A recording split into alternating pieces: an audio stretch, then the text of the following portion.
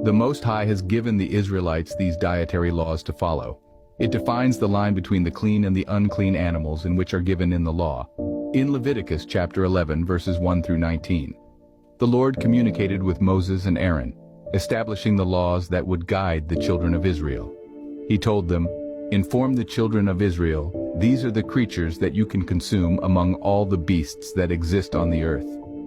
The animals that have a split hoof, have cloven feet, and chew the cud, these shall be considered clean by you. You can consume these animals, the ox, the sheep, the goat, the deer, and the hart, the roebuck and the wild goat, the pigarg, the wild ox, and the chamois. But take heed, those that either chew the cud or have a split hoof but do not have both, are unclean to you. The camel, as it chews the cud but does not split its hoof, is unclean. The rock badger, the hare, and the pig, although they split the hoof, they do not chew the cud and are therefore unclean to you. You shall not consume their meat, neither should touch their dead bodies. They are unclean to you." We now move on to the birds. They are considered abominations. They should not be eaten, they are an abomination. The eagle, the ossifrage, the osprey, the vulture, and the kite of each kind, every raven of each kind, the owl, the nighthawk, the cuckoo, and the hawk of each kind, the little owl, the cormorant, the great owl, the swan, the pelican, the gier eagle, the stork, the heron of each kind, and the lapwing and the bat. And so the Lord marked the boundaries between the clean and the unclean, the consumable and the inedible. Through these teachings, he aimed to guide his children, to equip them with a compass to traverse the complexities of the world.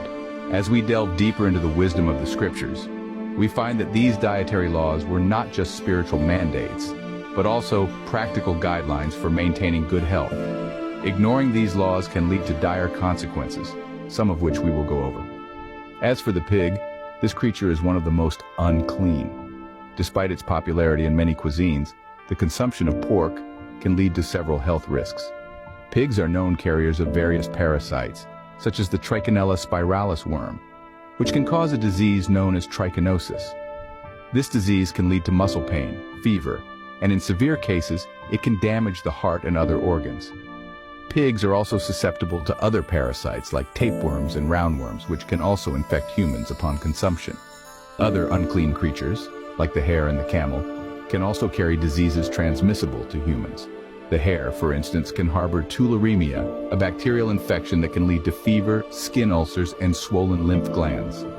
The camel, on the other hand, can transmit the Middle East respiratory syndrome, MERS, virus, a disease that can cause severe respiratory illness and even death in humans. As for the birds classified as abominations, these too have their risks. Many of the forbidden birds are scavengers, feeding on carrion and waste, which exposes them to a host of pathogens. Consuming these birds could result in serious infections, some of which are antibiotic resistant. So, as we can see, these dietary laws serve not just as spiritual guidelines, but also as a shield protecting us from potential health hazards.